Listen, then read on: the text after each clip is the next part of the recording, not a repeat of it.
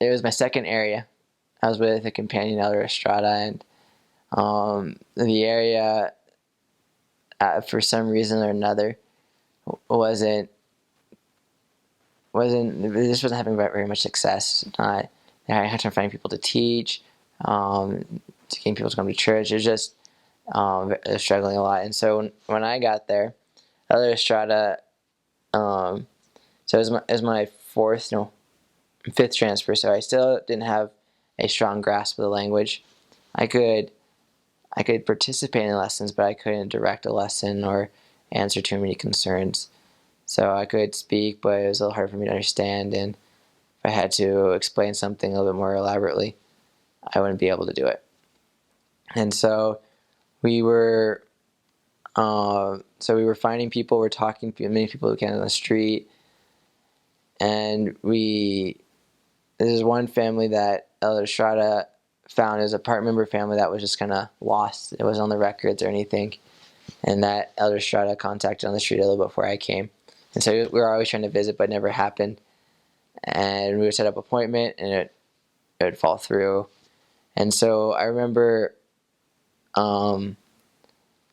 went on exchanges, and I had to leave my area, and Elder Estrada went to the appointment that we had. And the person that replaced me was Elder Paredes, and so the family situation was Hermana Valladares wasn't a member, was a member, and then her kids weren't members, and her husband wasn't a member. And so when my companion, Elder Estrada and Elder Paredes, went in, Sister Valladares and her children were sitting down, but hermano, or brother, sorry, I'm thinking Spanish, Brother Valladares was in the kitchen. And in Preach My Gospel, it says to invite everyone in the household to come and participate in the lesson. And being a semi-new missionary, still not having the full grasp of Preach My Gospel yet, I probably wouldn't have invited Brother Valladares to participate in the first lesson. But Elder Paredes did, and he sat in, and pretty much it was smooth sailing after that. We went by 3 times a week. I didn't have the language confidently, so I decided the best thing I could do to communicate is through my body language, and I view myself as being a pretty smiley person, so I just was trying to be a little extra smiley all the time. And then 4 weeks later, with the help of the ward, and the ward really helped in a lot with their oldest daughter, and they 4 weeks later they got baptized.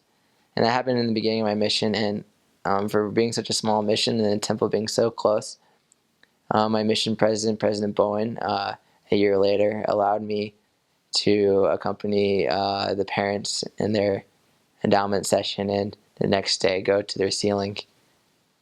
And so I was able to be a part of that step, every step of the way, from them being baptized all the way for them being an eternal family.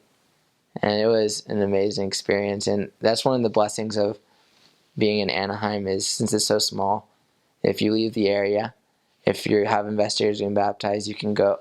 Our mission president allowed us to go to those baptisms.